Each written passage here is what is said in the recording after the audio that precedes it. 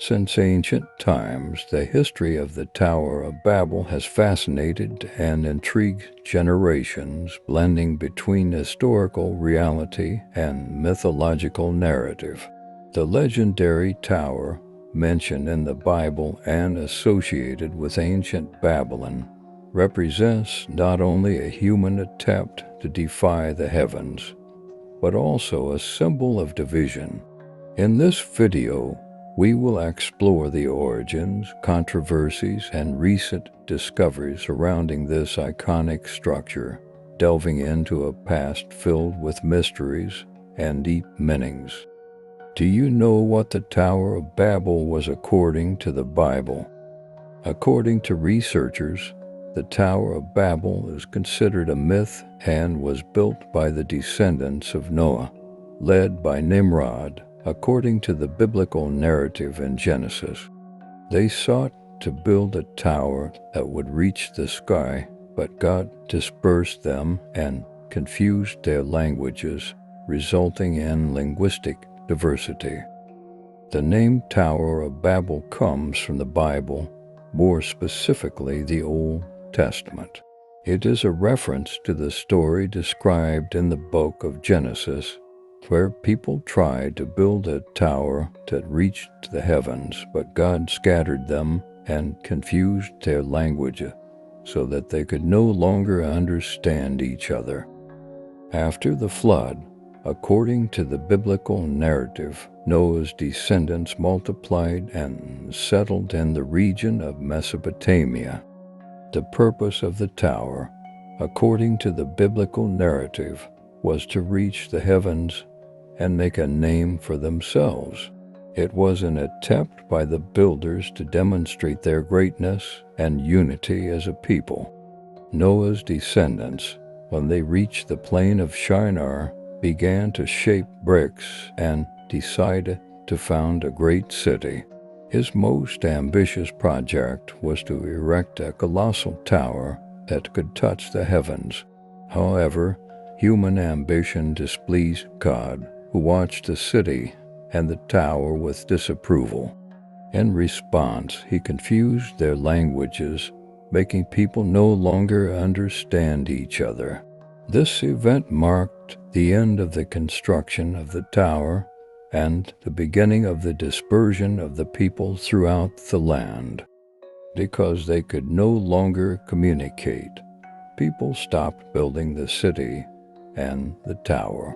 This place became known as Babel, which means confusion. The people left Babel and scattered throughout the land. Genesis 11:8-9.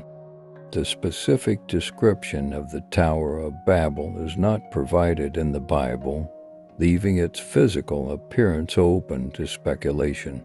However, its purpose was clear: to be a tower of impressive proportions, designed to reach the heavens. Although their exact location remains unknown, it is interesting to note that later structures in the same region, such as ziggurats, had a staggered shape with smaller towers superimposed on each other. These similarities suggest that the Tower of Babel may have been an early version of these ancient buildings, reflecting the ambition and ingenuity of the peoples of the time. The ziggurats had a religious function. At the top there was usually an altar where the gods were invoked. These towers were known as paths to heaven because they supposedly made the connection between the gods in heaven and the people on earth. Perhaps that is why the builders of the Tower of Babel wanted to get to heaven. The Bible does not say what the language of the time was. Although we do not know exactly what the language was, the Bible states that all people in the world spoke only one language. Genesis 11:1. In the 10th chapter of Genesis, we have the account of the expansion of the peoples from the sons of Noah, Shem, Ham, and Japheth. With this description, We have the understanding that Noah's descendants dwelt in the vicinity of the Tower of Babel and after his fall, dispersed into clans forming different peoples and nations, Genesis 10-32. Another clue in the Bible is that the formed clans possessed more than one language and not one language per descendant, such as the descent of Ham, Genesis chapter 10, verse 20.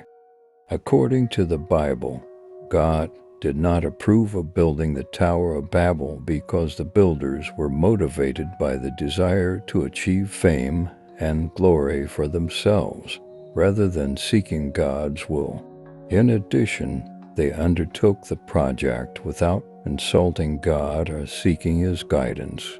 Even though they were building the tower with the intention of worshiping God, their lack of concern to hear His voice and seek His will demonstrated an attitude of pride and independence.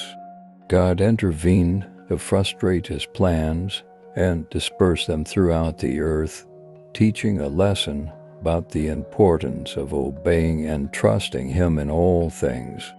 The Tower of Babel is often associated with the region of Mesopotamia, more specifically with the ancient city of Babylon, which is located in the present territory of Iraq. However, archaeologically, there is no concrete evidence of a specific tower that corresponds to the biblical story. Mentioned in the book of Genesis, chapter 11, verse 3, the materials used in the construction of the Tower of Babel included bricks baked in an oven instead of stones, and bitumen as mortar.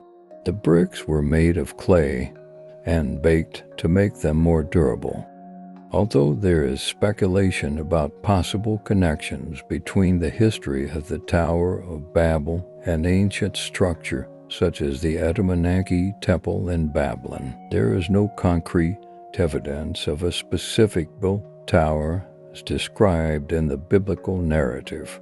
Thus, the literal existence of the Tower of Babel remains more like a religious and cultural narrative than a proven historical fact.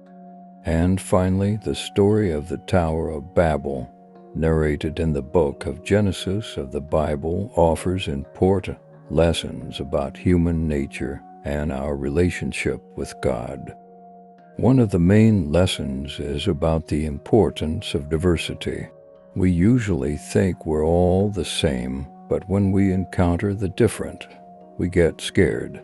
The divine intervention at Babel, generating the confusion of tongues, emphasizes that diversity is part of God's plan for humanity. The attempt to build a tower that reaches to the heavens symbolizes human pride in challenging the divine. History warns of the dangers of arrogance and the search for absolute power, highlighting the importance of humility before God.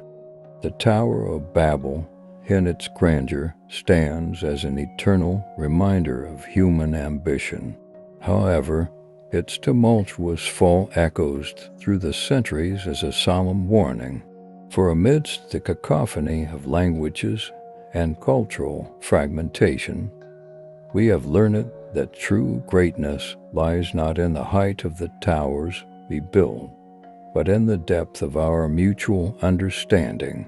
May we therefore learn from the rubble of the Tower of Babel, raising in its place the bridge of communication, empathy, and collaboration. For it is only through these foundations that we can build a world where diversity is celebrated and unity is strengthened.